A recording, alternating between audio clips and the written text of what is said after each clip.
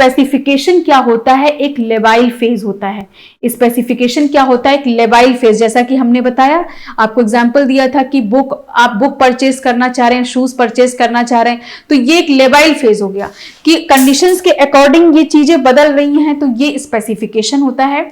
अब स्पेसिफिकेशन के केस में होता क्या है, सेल एक्वायर करती है प्रॉपर आइडेंटिटी इन स्पेस और टाइम, किसी पर्टिकुलर टाइम और स्पेस में अपने आप की आइडेंटिटी को एक्वायर करने की कोशिश करती है, और ऐसा करने के लिए उस सेल को जेनेटिकली आइडेंटिकल सेल्स को एक्सपोज किया जाता है डिस्टिंक्ट सेट ऑफ जीन्स, मतलब कि फिर वो एक्सप्रेस करेगी अपने डिस्टिंक्ट सेट ऑफ जीन को। मतलब अगर स्पेसिफाई करना किडनी सेल बनाने के लिए, तो किडनी सेल वाले जीन एक्सप्रेस होंगे, तो उसी हिसाब से वो अपने सेट ऑफ जीन को एक्सप्रेस करेगी। अब अगर हम लोग स्पेसिफिकेशन की बात करते हैं, तो स्पेसिफिकेशन 3 तरह का होता है, ऑटोनॉमस स्पेसिफिकेशन, कंडीशनल स्पेसिफिकेशन और सिनकाइशियल स्पेसिफिकेशन। अब 1 बाय 1 हम लोग एक एक को समझते हैं। ऑटोनॉमस स्पेसिफिकेशन क्या होता है? ऑटोनॉमस स्पेसिफिकेशन को मोज़ैक डेवलपमेंट भी कहा जाता है। ठीक है, अभी हम आगे बताते हैं कि इसको मोज़ैक डेवलपमेंट क्यों कहा जाता है। जैसे कि आपको मोज़ैक का मतलब पता है कि बीच बीच में पैचेस का स्ट्रक्चर बन जाए, जैसे आप फ्लूइड मोज़ैक मॉडल में पढ़ते हैं, लिपिड बाइलेयर के बीच में प्रोटीन होती है, तो उसको मोज़ैक स्ट्रक्चर कहते हैं। तो बीच बीच में पैचेस जैसा बनना। तो ऑटोनॉमस स्पेसिफिकेशन, नाम से ही समझ में आ रहा, ऑटोनॉमस मतलब ये जो मान लीजिए कोई सेल ऑटोनॉमस स्पेसिफिकेशन शो कर रही है, तो इसका मतलब सेल के पास इटसेल्फ ये कैपेबिलिटी है कि वो अपने आप को स्पेसिफाई कर पाए, तो उसको ऑटोनॉमस स्पेसिफिकेशन कहेंगे। अब जैसे कि और इस तरह का स्पेसिफिकेशन टोटली डिपेंड होता है साइटोप्लाज्मिक डिटर्मिनेंट्स पे। ठीक है, ऑटोनॉमस स्पेसिफिकेशन किस पर डिपेंड करता है? साइटोप्लाज्मिक डिटर्मिनेंट पे। मान लीजिए एक ये सेल है और सेल के पास कोई भी साइटोप्लाज्मिक डिटर्मिनेंट ये है, मान लीजिए। अब सेल डिवाइड करती है और इस सेल में ये डिटर्मिनेंट आ गया, तो जो इसका फेट होगा वही डिटरमाइन होगा। अब इस पर कोई बाहर का फैक्टर, ये सेल ने खुद ही, इस सेल के पास खुद ही कैपेबिलिटी है अपने फेट को डिसाइड करने का। अब इसको कोई बाहर का फैक्टर नहीं इन्फ्लुएंस कर सकता है। और इस तरह का, तो ये क्या होता है, साइटोप्लाज्मिक डिटर्मिनेंट के थ्रू कंट्रोल किए जाते हैं। और इस तरह के सेल्स में कहां से आता है fate of every cell would be on its lineage. इस तरह के डॉटर सेल्स में फेट कहां से आएगा? उसके लीनिएज से आएगा, एंसेस्टर से आएगा, प्रोजेनाइटर सेल से आएगा। और जबकि पोजीशंस इररिलेवेंट होती है, मतलब कि अब अगर ये साइटोप्लाज्मिक डिटर्मिनेंट, चाहे ये ग्रुप ऑफ सेल, मान लीजिए ये सेल है, अब इसमें साइटोप्लाज्मिक डिटर्मिनेंट मदर सेल से यहां पे आ गया। अब चाहे ये ग्रुप ऑफ, किसी भी ग्रुप ऑफ सेल्स के बीच में रखा जाए, इसको जो बनाना है वो यही बनाएगा, क्योंकि ये ऑटोनॉमस स्पेसिफिकेशन है। इसने अपने साइटोप्लाज्मिक डिटर्मिनेंट के अकॉर्डिंग अपने आप को स्पेसिफाई किया है। तो ये किसी भी इन्वायरमेंट में रखा जाए, कहीं भी रखा जाए, ये अपना वही बनाएगा जो इसको बनाना है। तो इसलिए यहाँ पे पोजीशन इररिलेवेंट होती है और इसको कहते हैं ऑटोनॉमस स्पेसिफिकेशन। अब इसको हम लोग, जैसे कि साइटोप्लाज्मिक डिटर्मिनेंट है, मान लीजिए एक सेल है, इस सेल में 4 तरह के साइटोप्लाज्मिक डिटर्मिनेंट हैं। तो साइटोप्लाज्मिक डिटर्मिनेंट जब क्लीव होगा, तो जैसे ऐसा माना गया है, वीजमैन की थ्योरी भी बीच में आई थी, उसको हम लोग बाद में डिस्कस करेंगे। तो अब सेल डिवाइड की, तो जिसमें जो साइटोप्लाज्मिक डिटर्मिनेंट आया उसी हिसाब से उसका फेट हो जाएगा। तो देखिए आगे चलते चलते क्या साइटोप्लाज्मिक डिटर्मिनेंट भी ऐसे अलग अलग हो रहा है। ठीक, अब इसके बाद अब इसका एक एग्जाम्पल हम लोग देख लेते हैं। ठीक है, इसका एग्जाम्पल ऑटोनॉमस स्पेसिफिकेशन का एग्जाम्पल यहां पे देखिए। ऑटोनॉमस स्पेसिफिकेशन मतलब सेल के पास इटसेल्फ साइटोप्लाज्मिक डिटर्मिनेंट हैं, वही फेट डिसाइड करेंगे। तो ऐसे केस में सेल का फेट और सेल का पोटेंशियल क्या हो जाएगा? इक्वल हो जाएगा, क्योंकि सेल के पास अगर बाहर से कोई इन्वायरमेंटल प्रेशर देंगे भी तो भी सेल अपना फेट चेंज करने वाली नहीं है, सेल का फेट वही रहेगा। तो इसलिए सेल का पोटेंशियल और सेल का फेट क्या हो जाएगा? इक्वल हो जाएगा। ठीक है।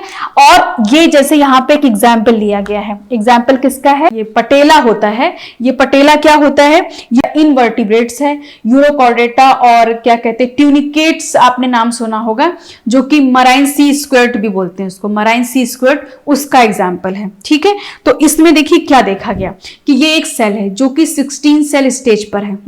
इस 16 सेल स्टेज पर देखिए कुछ ऐसे येलो कलर के जो सेल्स दिख रहे हैं, ये येलो कलर के सेल्स प्रेजेंटिव ट्रोफोब्लास्ट बनाने वाले हैं। प्रेजेंटिव मतलब बनने वाला, होने वाला है ना, कोई चीज फेट आने वाला है। ठीक है, तो प्रेजेंटिव ट्रोफोब्लास्ट बनाने वाली ये सेल्स हैं। इसके बाद भाई इसका डेवलपमेंट होता है, ये जो मतलब पटेला है ना, इसका डेवलपमेंट हो रहा है, ये लार्वा के फॉर्म में डेवलपमेंट हो रहा है। तो अब यहाँ पे देखिए जब ये 16 सेल स्टेज था, फिर ये 48 सेल स्टेज, तो यहाँ पे सेल डिवाइड करती जा रही, और यहाँ पे जो प्रेजेंटिव ट्रोफोब्लास्टिक सेल्स हैं वो भी डिवाइड कर रही, जो येलो वाली सेल्स है वो भी डिवाइड कर रही, पिंक वाली वो भी डिवाइड कर रही। अब इन पूरी सेल्स में जो ये वाला पोर्शन है, ये पर्टिकुलर ट्रोफोब्लास्ट बनाने वाला और ये अपना स्ट्रक्चर बना रहा है, और बाद में ये जो प्रेजेंटिव ट्रोफोब्लास्टिक सेल्स हैं, इनके पास कुछ सीलिया स्ट्रक्चर, ये ब्लैक कलर का आप क्या देख रही है, सीलिएटेड है। तो फिर क्या देखा गया कि सीलिएटेड लार्वा बन रहा है, और उसके ऊपर जो सेल्स को प्रेजेंटिव ट्रोफोब्लास्ट बनाना था वो सेल्स पे सीलिया है। ठीक, अब क्या किया गया, दूसरा एक्सपेरिमेंट क्या किया गया कि ये तो नॉर्मल डेवलपमेंट है, ये क्या हो रही है, नॉर्मल डेवलपमेंट पटेला की है, और ये पटेला क्या एक लार्वा है, मोलस्का को मतलब बिलोंग करता है, ट्यूनिकेट है। अब इसके बाद इसके जो ये सेल्स हैं, जो प्रेजेंटिव ट्रोफोब्लास्ट बनाने वाली सेल्स है, उनको आइसोलेट किया गया। ठीक है, उसको आइसोलेट कर लिया गया। आइसोलेट करने के बाद क्या किया गया, उसका डिवीजन देखा गया, 2 सेल स्टेज बनी, 4 सेल स्टेज बनी, और फिर बना उसका सीलिएटेड सेल्स बन गई। तो ये जो सीलिएटेड सेल्स बनी, और एकदम मतलब कि आप ये समझिए कि ये इन्वायरमेंट से, ये पूरे एम्ब्रियो से बाहर निकाल के रख दी गई है सेल, फिर भी ये वही बना रही हैं जो इनको बनाना है। इनको सीलिएटेड सेल बनाना है, तो ये अपना सीलिएटेड सेल ही बना रही हैं, भले ही इनको इस पूरे एनवायरनमेंट से बाहर निकाल के रख दिया गया। तो इसका रीजन क्या कि इन सेल के पास साइटोप्लाज्मिक डिटर्मिनेंट है, और उन साइटोप्लाज्मिक डिटर्मिनेंट की वजह से वो अपने अंदर वो कैपेबिलिटी है उनको अपने फेट को डिसाइड करने के लिए। तो चाहे ये सेल किसी भी जगह पे हो, चाहे ये एम्ब्रियो के अंदर हो और चाहे ये आइसोलेटेड फॉर्म में हो, ये बनाएंगे सिलिएटेड सेल ही। तो इसका मतलब क्या हो गया कि पोजीशन इररिलेवेंट है, यहां पे ये कहां पे है ये कोई मतलब ही नहीं रखता है। ठीक है, ये कहां पे है ये कोई मतलब नहीं रखता है, ये सेल बना क्या रही, क्योंकि इनके अंदर है साइटोप्लाज्मिक डिटर्मिनेंट और जो कि फेट को डिसाइड कर रहे हैं, इसलिए यहां पे पोजीशन इररिलेवेंट है। और सबसे इंपॉर्टेंट चीज कि ये अपने करेक्ट टाइम पे सिलिएटेड होते हैं। कहने का मतलब ये कि जितना समय एक नॉर्मल जब लार्वा बन रहा था, जितना समय इन्होंने यहां पे इन सेल्स को बनने में लिया होगा, उसी टाइम पर ही ये सेल्स सिलिएटेड होते हैं। ऐसा नहीं कि हमने आइसोलेट सेल किया तो वो जल्दी अपना काम कर लेंगे, नहीं, उसी टाइम पर करेक्ट टाइम पर सिलिएटेड हो जाते हैं, जैसा कि जिस समय उनको होना था उसी समय वो सिलिएटेड होते हैं, भले ही वो आइसोलेटेड सेल हैं। तो ये एग्जाम्पल है ऑटोनॉमस स्पेसिफिकेशन का। अब क्योंकि जहां जहां पे साइटोप्लाज्मिक डिटर्मिनेंट जिन सेल्स में है, वो ये पर्टिकुलर क्या हो रहा है कि अपने फेट को अपने अकॉर्डिंग डिसाइड कर रहे हैं, ये सेल्स अपने फेट को अपने इंटरनल साइटोप्लाज्मिक डिटर्मिनेंट के अकॉर्डिंग कर रहे हैं। तो इसलिए यहाँ पे क्या हो गया, एक तरीके से मोजाइक लाइक स्ट्रक्चर बन गया कि यहाँ पे भाई ये साइटोप्लाज्मिक डिटर्मिनेंट है, यहाँ पे कुछ दूसरे साइटोप्लाज्मिक डिटर्मिनेंट है, तो इसलिए इसको कहा जाता है मोजाइक डेवलपमेंट। ठीक है, और ऑटोनॉमस स्पेसिफिकेशन में सेल फेट सेल पोटेंशियल के बराबर होता है। ठीक है, तो ये ऑटोनॉमस स्पेसिफिकेशन का एग्जाम्पल है। अब नेक्स्ट हम लोग बढ़ते हैं। कुछ ऐसे यहाँ पे लाइंस लिखे हुए जो कि आपके एग्जाम में या ऐसे स्टेटमेंट के फॉर्म में पूछे जाते हैं, तो यहाँ पे 1 by 1 हम लोग देख लेते हैं और उनको समझ भी लेते हैं। Embryo is made up of independent self differentiating part. मतलब कि देखिए इंडिपेंडेंट है सेल, अगर जब बाहर भी निकाली गई थी तो क्या थी, अपने आप को डिफरेंशिएट कर सकती थी, किसी पर डिपेंडेंसी नहीं थी उसकी। If it removed from embryo would still differentiate into the normal fate. अगर सेल्स को किसी एम्ब्रियो से बाहर भी निकाल देते तो भी वो अपने वही नॉर्मल फेट में ही डिफरेंशिएट होगी। ये खास ऑटोनॉमस स्पेसिफिकेशन की कैरेक्टरिस्टिक्स है कि वो सेल्फ डिफरेंशिएटेड है, और अगर उसको कहीं भी किसी भी जगह से एम्ब्रियो से बाहर निकाल भी दिया जाए तो वो अपने नॉर्मल फेट में ही जाएगी।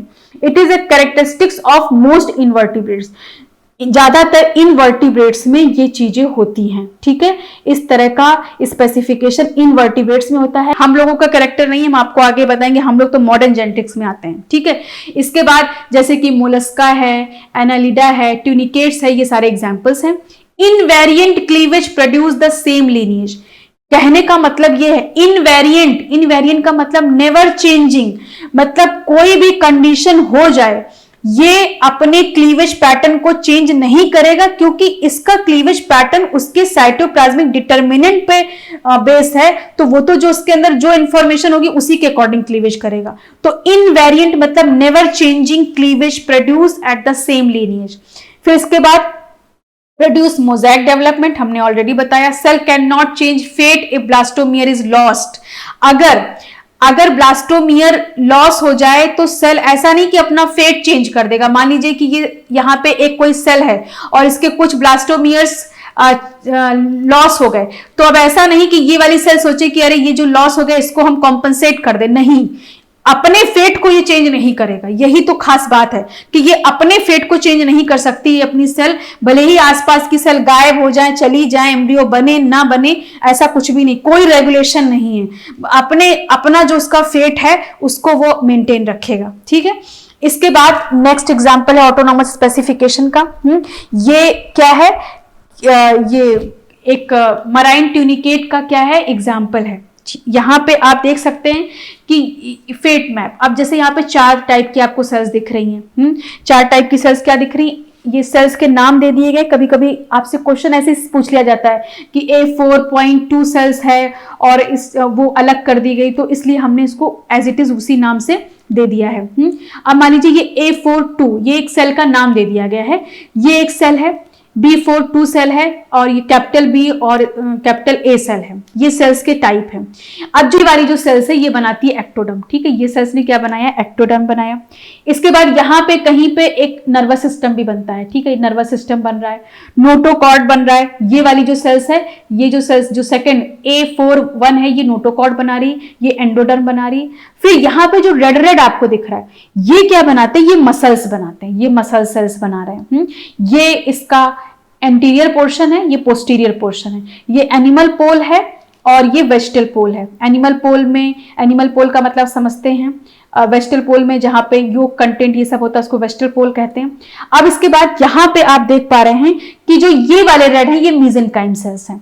तो ये मसल सेल्स रेड कलर के दिख रहे हैं और जो ये बैक साइड में ऐसे सेल्स दिख रहे हैं ये मेसेनकाइम सेल्स हैं। अब क्या किया गया, अब ये जब मान लीजिए कि अगर ये अभी अलग नहीं किए जाते तो ये प्रॉपर एक जो इसको मतलब बनाना था, मान लीजिए जो भी इसका फेट मैप था, ट्यूनिकेट बनाना था, ये ट्यूनिकेट बना लेगा। ठीक है, ट्यूनिकेट बनाना था, ये ट्यूनिकेट पूरा फुल ट्यूनिकेट या लार्वा बन जाएगा। लेकिन अब क्या किया गया, इन चारों सेल्स को सेपरेट कर दिया गया, इन चारों सेल्स को सेपरेट कर दिया गया। अब ये देखिए सेपरेशन हो गया।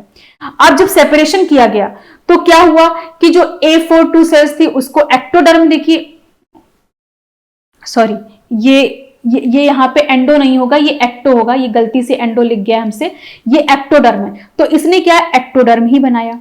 इसके बाद इधर भी ये जो इधर वाली सेल है ये भी एक्टोडर्म बनाती थी, इसने भी एक्टोडर्म बनाया। अब इसके बाद यहाँ पे नोटोकॉर्ड बनना था, नोटोकॉर्ड बना, इंडोडर्म बनना था, इंडोडर्म बन गया। मतलब कि जिस सेल का जो स्पेसिफाई फंक्शन था उसने जब वो उस एम्ब्रियोनिक स्ट्रक्चर से अलग कर दी गई सेल तो भी वो वही पार्ट बना रही थी। और जो ये सेल्स थी इसको बनाना था मसल सेल्स। तो इसमें मतलब कि इसके जो ये सेल के कुछ पोर्शंस थे, जो जैसे ये वाला पोर्शन मसल्स बना रहा था, इसके बैक साइड का जो पोर्शन था वो मीजोकाइम बना रहा था, तो उसने वही सेल्स बनाए। तो आप समझिए कि सेल्स जब एम्ब्रियो से अलग कर दिए गए और जो उनका स्पेसिफाई फेट था वो उसी फेट में गए, भले ही वो सेल्स आइसोलेट कर दिए गए। तो इसका मतलब क्या है कि इनको पोजीशन, अगर इनके जब ये एक एम्ब्रियो के साथ ये सारी सेल्स थी तो भी वही चीज बना रही थी, जब बाहर निकाल के रख दी गई तो भी वही चीज बना रही हैं। तो इसका मतलब इनके ऊपर एनवायरनमेंट का कोई इफेक्ट नहीं है, इनके पास जो इंफॉर्मेशन है, जो साइटोप्लाज्मिक डिटर्मिनेंट है, उसी के अकॉर्डिंग ये अपने फेट में जा रहे हैं। मीसेंकाइम मसल सेल्स बनाना था तो यहां भी वही काम कर रहे थे, जब एम्ब्रियो में बनाना था, एम्ब्रियो के अंदर थे तो भी वही काम कर रहे थे, जब सेल को आइसोलेट कर दिया गया तो भी ये वही काम कर रहे हैं। ठीक है, तो इस तरह से ये भी क्या है, ऑटोनॉमस स्पेसिफिकेशन का ही एग्जाम्पल है ट्यूनिकेट का। ठीक, अब यहाँ पे ऑटोनॉमस स्पेसिफिकेशन में कुछ पॉइंट्स और लिखे हुए हैं कि एक मोज़ेक डेवलपमेंट है, और ये जो साइटोप्लाज्मिक डिटर्मिनेंट हैं वो होते क्या हैं। हम लोग साइटोप्लाज्मिक डिटर्मिनेंट कह रहे हैं तो वो होते क्या हैं, वो सर्टेन प्रोटीन हो सकते हैं, mRNA हो सकते हैं, are regionally localized within unfertilized egg. Unfertilized egg में ये पाए जाते हैं, और जैसे अभी हम आपको आगे चल के ड्रोसोफिला बताएंगे तो वहां पे बताएंगे, जैसे ड्रोसोफिला में एक बाइक्वाइड होता है, ठीक है, और एक नैनोज होता है। तो अगर बाइक्वाइड है तो हेड की फॉर्मेशन होगी, अगर नैनोज है तो टेल की फॉर्मेशन होगी। ठीक है, ये टेल बनाएगा, और ये क्या बनाएगा, ये हेड बनाएगा। अब इस बाइक्वाइड को उठा के अगर हम यहां रख देंगे तो यहां हेड बनने लगेगा, अगर हम यहां रख देंगे तो यहां हेड बनने लगेगा। तो ये है, मतलब कि ये क्या है, ये होता है साइटोप्लाज्मिक डिटर्मिनेंट का मतलब कि जो उसका फेट है वो चाहे जहां भी रखी जाए वो वही बनाएगा। ठीक है, तो वैसे तो ड्रोसोफिला के केस में सिन-काइशल स्पेसिफिकेशन लगता है, और सिन-काइशल स्पेसिफिकेशन दो स्पेसिफिकेशन का कॉम्बिनेशन होता है, ऑटोनॉमस और कंडीशनल, तो वो हम आगे बताएंगे। लेकिन फिर भी बाइक्वाइड को हम लोग यहाँ पे ऑटोनॉमस स्पेसिफिकेशन में कंसीडर करते हैं, तो इसलिए यहाँ पे हमने ये एग्जाम्पल दिया। ठीक, तो अनफर्टिलाइज एग में ऑलरेडी mRNA या प्रोटीन्स के फॉर्म में ये रहते हैं साइटोप्लाज्मिक डिटर्मिनेंट, और आगे चल के वही सेल्स के फेट को डिसाइड करते हैं। फिर इसके बाद यहाँ पे कुछ और पॉइंट लिखा हुआ है कि अगर जैसे ही फर्टिलाइजेशन होता है ये डिटर्मिनेंट्स डिवाइड हो जाते हैं डिफरेंट सेल्स में, और एम्ब्रियो में भी डिवाइड हो जाते हैं, तो इससे साइटोप्लाज्मिक डिटरमाइन क्या करते हैं कि स्पेसिफाइड सेल टाइप को कर देते हैं।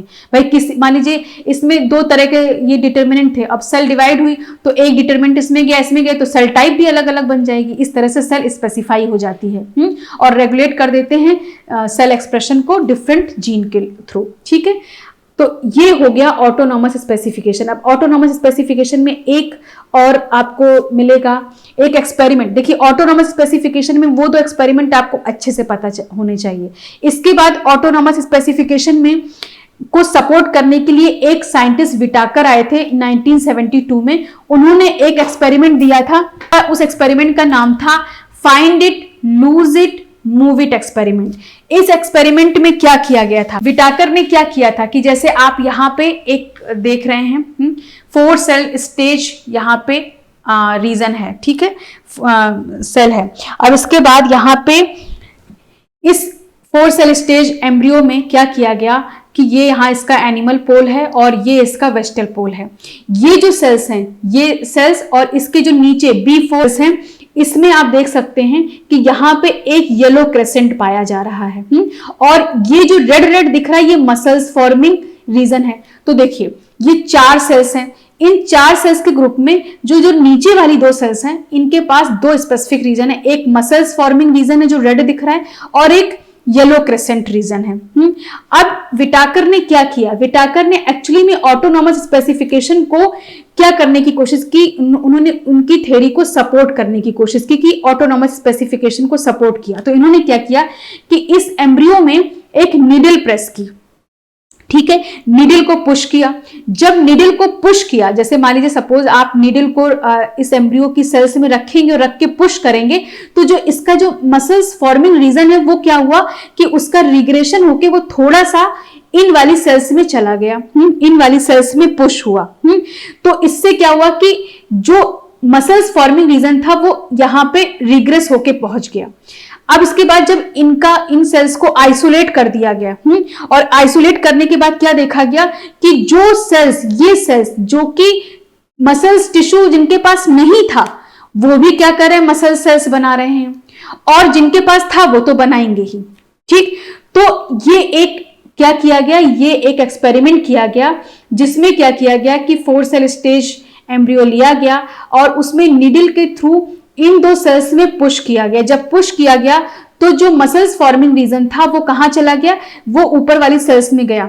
और जब ऊपर वाली सेल्स में गया तो क्या हुआ कि ये आप देख पा रहे हैं कि यहाँ पे मसल्स फॉर्मिंग टिश्यू चारों ही सेल्स में हो गया, जबकि यहाँ पे आप देखेंगे कि यहाँ पे क्या है, यहाँ पे सिर्फ और सिर्फ नीचे वाली सेल्स में मसल्स फॉर्मिंग रीजन है। तो इसका रीजन क्या कि जब नीडल से रिग्रेस किया गया तो कुछ साइटोप्लाज्मिक डिटर्मिनेंट जो नीचे वाली सेल्स का था वो ऊपर में भी चला गया होगा, इसलिए इन सेल्स ने मसल सेल्स का फॉर्मेशन किया। तो ये आपको समझ में आ गया होगा, ये एक माइक्रो सर्जरी एक्सपेरिमेंट है, ठीक है।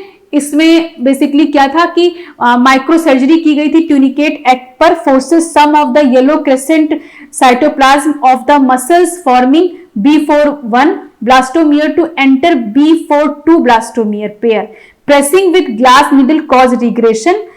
और ये क्या शो करता है, ऑटोनॉमस स्पेसिफिकेशन, ठीक। तो ये यहाँ पे इसी एक्सपेरिमेंट के बारे में बताया गया कि ये माइक्रो सर्जरी के थ्रू यहाँ पे किया गया, और जब इसको रिग्रेस किया गया तो इसमें से कुछ येलो क्रेसेंट और मसल्स फॉर्मिंग जो साइटोप्लाज्मिक डिटर्मिनेंट थे वो कहां चले गए, ऊपर की तरफ शिफ्ट हो गए।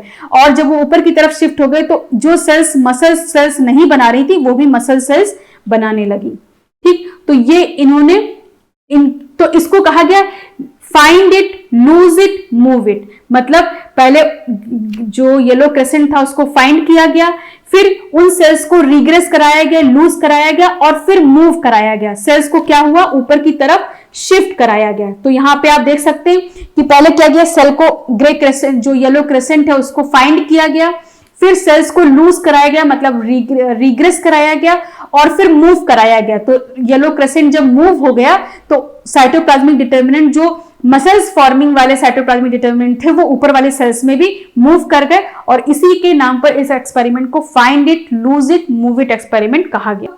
अब इसके बाद ये जो ऑटोनॉमस स्पेसिफिकेशन है इसको सपोर्ट करने के लिए 1888 में डिफेक्ट एक्सपेरिमेंट आया। उस एक्सपेरिमेंट में क्या डिमॉन्स्ट्रेट किया गया, उस एक्सपेरिमेंट ने ऑटोनॉमस स्पेसिफिकेशन को ही डिमॉन्स्ट्रेट किया। इसमें एक फर्टिलाइज एग लिया गया और उस फर्टिलाइज एग में जब 2 सेल स्टेज बनी तो एक सेल को हॉट नीडल से क्या कर दिया गया, हीट किया गया। फिर क्लीवेज हुआ, क्लीवेज होने पे क्या देखा गया कि जिस हॉट नीडल से प्रेस किया गया था उस कंडीशन में क्या हुआ कि वहां पे सेल्स के डिवीजन नहीं हुए, मतलब सेल खराब हो गई होगी। लेकिन इस वाले जो सेकेंड हाफ जिसमें कि नीडल से हॉट नीडल से नहीं प्रेस किया गया था उसमें क्या हुआ कि यहाँ पे सेल डिवाइड किए तो क्या हुआ, हाफ एम्ब्रियो का फॉर्मेशन हुआ। यहाँ पे देखिए हाफ एम्ब्रियो का फॉर्मेशन हुआ। तो इसका मतलब क्या, क्योंकि ये सेल तो खत्म हो चुकी थी तो ये तो इसके साइटोप्लाज्मिक डिटर्मिनेंट भी कोई काम नहीं करेंगे, लेकिन इस सेल में ये बताया गया कि भाई इसमें साइटोप्लाज्मिक डिटर्मिनेंट थे, उसके अकॉर्डिंग ये हाफ एम्ब्रियो बना। तो इन्होंने एक्चुअली ये जो रॉक्स का एक्सपेरिमेंट है ये बाद में पता चला था कि ये एक्सपेरिमेंट रॉन्ग हो गया था, कि ये मैनमेड एरर था, इसको बोलते हैं आर्टिफैक्ट। एक साइंटिस्ट थे मैकक्लेडॉन, हम आपको आगे बताएंगे, उन्होंने बताया कि ये जो एक्सपेरिमेंट है ये मैनमेड एरर है, ऐसा होता नहीं है। तो आगे क्योंकि अभी आपको कंडीशनल स्पेसिफिकेशन पढ़ना है तो वहां पे आपको ये चीजें और क्लियर होंगी, क्योंकि ये जो एक्सपेरिमेंट है ये मॉडर्न जेनेटिक्स का एंटीसिपेशन है। अब हम बताएंगे ये मॉडर्न जेनेटिक्स से एंटीसिपेशन कैसे है, ये आगे हम डिस्कस करेंगे, जो कि लैमार्किज्म की भी थ्योरी को नहीं फॉलो करते, क्योंकि लैमार्किज्म में ये बताया गया था कि